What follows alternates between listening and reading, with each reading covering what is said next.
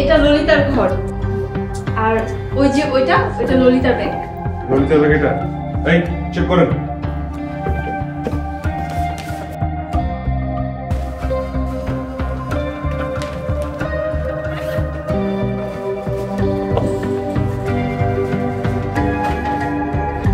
Sir কিছুই তো পাইনি। ঠিক করে দেখছো? জি ঠিক করে দেখছি।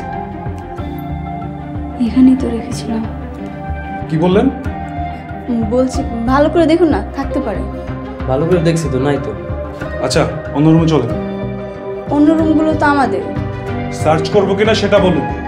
আম্মুকে জিজ্ঞেস করুন। আচ্ছা আসো। স্যার এই ব্যাগটা একটু চেক করে দেখেন না। কনস্টেবল ব্যাগটা একটু চেক করো তো।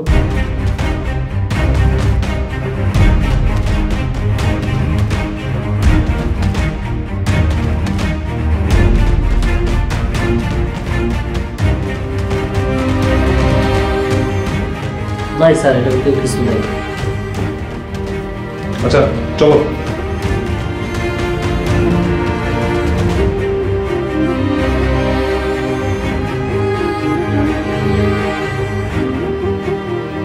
ম্যাডাম ললিতার রুমে সার্চ করলাম, তেমন কিছুই পেলাম না। আপনি চাইলে পুরো বাড়ির সবগুলো রুম সার্চ করে দেখতে পারেন। কি ম্যাডাম সার্চ করবো? সমস্যা নাই, আমি পারমিশন দিলাম, আপনি করুন। চলো কনস্টেবল অন্য রুমগুলোতে সার্চ করবো। বল টাকা কি করেছিস? টাকা তুই নিয়েছিস। কতবার করবো? আমি কোনো টাকা পয়সা নেই। বাহ, ও যদি টাকা নিয়েই থাকতো তাহলে তো রুমে টাকার ব্যাগটা পাইতা, তাই না? টাকা না পেলে তোর চামড়া তুলে ফেলবো মেরে। এই ব্যাগটা কার? আমার। আপনার?